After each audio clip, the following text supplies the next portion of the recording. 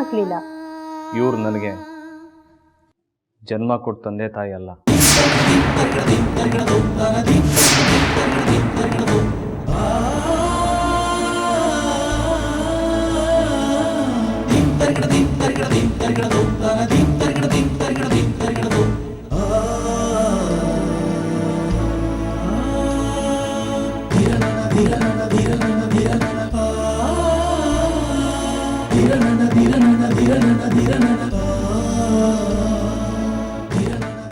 ಒಂದು ಅನಾಥಾಶ್ರಮದಲ್ಲಿ ಬೆಳೀತಿದ್ದ ನನ್ನ ತಂದು ಸಾಕೋರು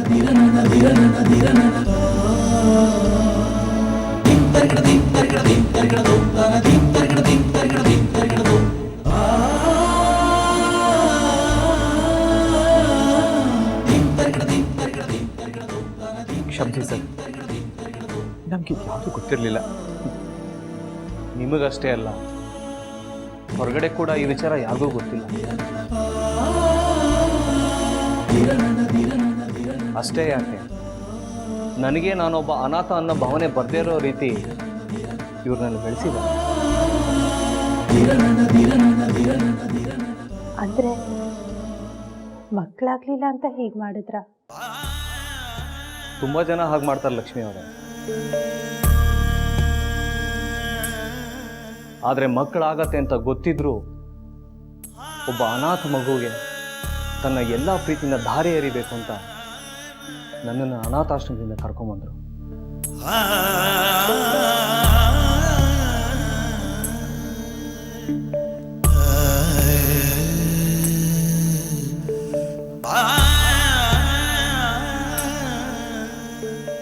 ನಾನು ಮನೆಗೆ ಬಂದಮೇಲೆ ನನ್ನ ಮೇಲಿನ ಪ್ರೀತಿ ಹೆಚ್ಚಾಗಿ ಅವ್ರಿಗೆ ಮಕ್ಕಳು ಬೇಕು ಅನ್ನೋ ಯೋಚನೆ ಬಿಟ್ಬಿಟ್ರು ಅನ್ಸುತ್ತೆ.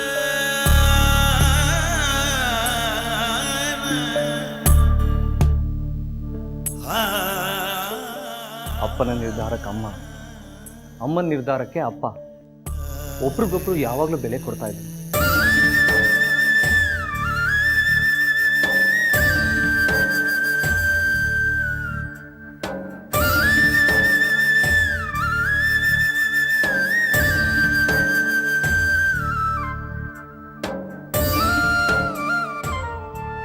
ಇನ್ಫ್ಯಾಕ್ಟ್ ಅವರಿಬ್ರು ನಿರ್ಧಾರಗಳು, ಆದರ್ಶಗಳು ಒಂದೇ ಆಗಿರ್ತಿದ್ವು.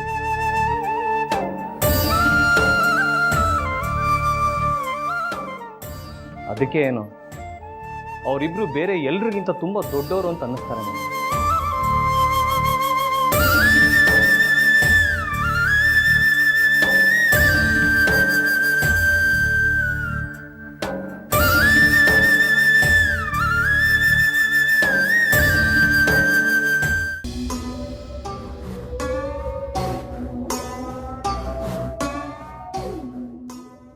ನರಸಿಂಹಮೂರ್ತಿ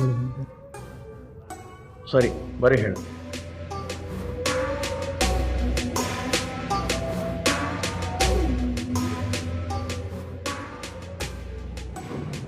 ಓ, ನರಸಿಂಹಮೂರ್ತಿಗಳು, ಬನ್ನಿ ಬನ್ನಿ. ದಯವಿಟ್ಟು ನೀವಿಬ್ಬರು ಸ್ವಲ್ಪ ಹೊರಗಡೆ ಇದ್ದರೆ ನರಸಿಂಹಮೂರ್ತಿಯವರ ಹತ್ರ ನಾನು ಸ್ವಲ್ಪ ಮಾತಾಡೋದು.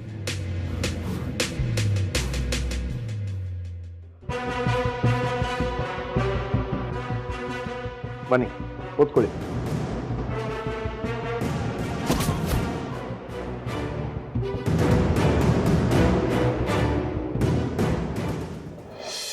ಗುರುವೇ ಹೇಳಿ.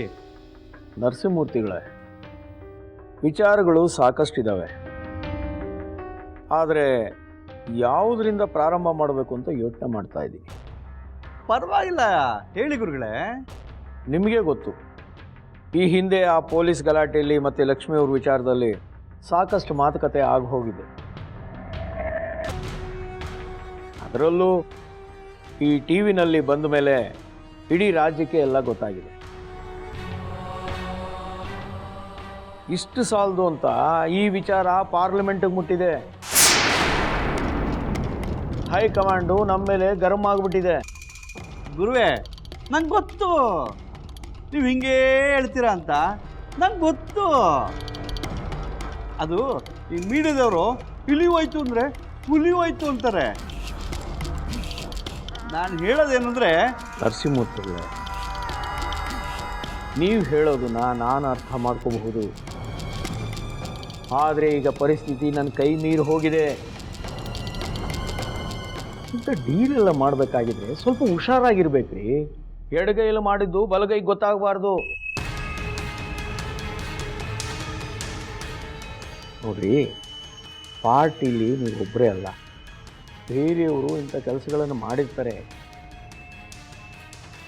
ಆದರೆ ನಿಮ್ಮ ಆತ್ರಕ್ಕೆ, ನಿಮ್ಮ ದಡತನಕ್ಕೆ, ನಿಮ್ಮ ಈ ಉಗ್ರ ಪ್ರತಾಪ ಎಲ್ಲರಿಗೂ ಗೊತ್ತಾಗೋಗಿದೆ.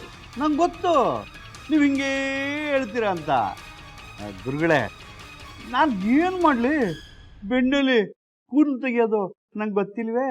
ನೋಡಿ ನರಸಿಂಹಮೂರ್ತಿಗಳೇ, ಈಗ ಹಳೇದನ್ನೆಲ್ಲ ಬಿಟ್ಬಿಡಿ. ಕೂಗಾಡಿ ಹಾರಾಡಿ ಚೀರಾಡಿ ಏನೂ ಉಪಯೋಗ ಇಲ್ಲ. ಪಾರ್ಟಿನಲ್ಲಿ ನಿಮ್ಮ ಹಿತೈಷಿಯಾಗಿ ನಾನೊಂದು ಸಜೆಷನ್ ಕೊಡ್ತೀನಿ.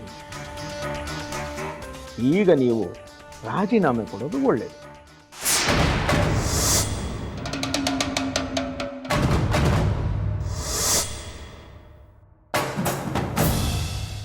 ಏನು ಗುರುಗಳೇ, ರಾಜೀನಾಮೆನಾ? ಹೌದು ನರಸಿಂಹಮೂರ್ತಿಗಳೇ, ರಾಜೀನಾಮೆನೇ. ಇದೇನು ಗುರುಗಳೇ ಹೀಗೆ ಹೇಳ್ಬಿಟ್ರಿ? ಯಾರು ಮಾಡ್ದಿರೋ ತಪ್ಪು ನಾನು ಮಾಡಿದ್ದೀನ? ನೀವು ಹೀಗೆ ಹೇಳಿದ್ರೆ ಹೇಗೆ?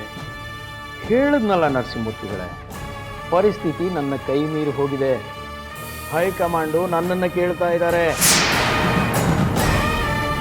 ಹೇಳಬಾರ್ದು, ಆದರೂ ನಿಮ್ಗೊಂದು ಮಾತು ಹೇಳ್ತೀನಿ. ಅವರೆಲ್ಲ ಸೇರಿ ನಿಮ್ಮನ್ನು ಪಾರ್ಟಿಯಿಂದ ವಜಾ ಮಾಡಬೇಕು ಅಂತ ತೀರ್ಮಾನ ಮಾಡ್ತಾ ಇದ್ದಾರೆ.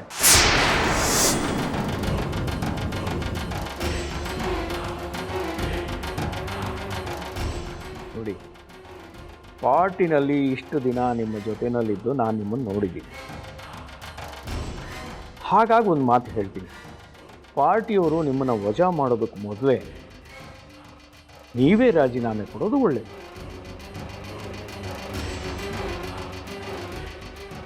ವಜಾನ ಅದಂಗೆ ಮಾಡ್ತಾರೆ?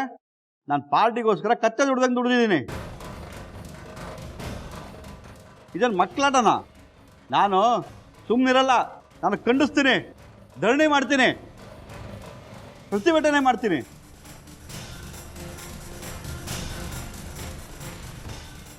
ಮತ್ತಿನ್ನೇನು ಮಾಡಬೇಕು ಅಂತೀರಾ? ಒಂದು ಕ್ರಿಮಿನಲ್ ಕೇಸ್ನಲ್ಲಿ ಸಿಗಾಕೊಳ್ತಾ ಇರುವಾಗ MLA ಆಗಿದ್ದುಕೊಂಡು, ಅದು ನಮ್ಮ ಪಾರ್ಟಿನಲ್ಲೇ ಇದ್ಕೊಂಡು ಜೈಲಿಗೆ ಹೋಗಬೇಕು ಅಂತನಾ? ಗುರುಗಳೇ, ಇದಕ್ಕೆ ಬೇರೆ ದಾರಿನೇ ಇಲ್ವಾ? ವಜಾ, ರಾಜೀನಾಮೆ ಅಂದರೆ ಗುರುಗಳೇ, ನೀವು ಹೈಕಮಾಂಡ್ ಅವರು ಇಂಥ ನಿರ್ಧಾರ ತಗೊಂಡಿರಂತ ಒಂದು ಮಾತು ಹೇಳಿದರೆ ನಾನು ಇನ್ಮೇಲೆ ಅದರದೆಲ್ಲ ಮಾಡಲ್ಲ ಅಂತೇಳಿ ಕೇಳ್ಕೊತಾ ಇದ್ದೆ. ದೇವರನೆಗೂ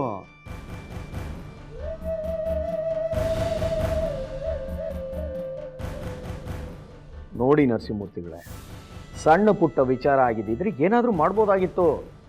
ಆದರೆ ಇಲ್ಲಿ ವಿಚಾರ ತುಂಬ ಗಂಭೀರವಾಗಿದೆ. ನಿಮ್ಮ ಮೇಲೆ ಅರೆಸ್ಟ್ ವಾರೆಂಟ್ ಇಶ್ಯೂ ಆಗಿದೆ.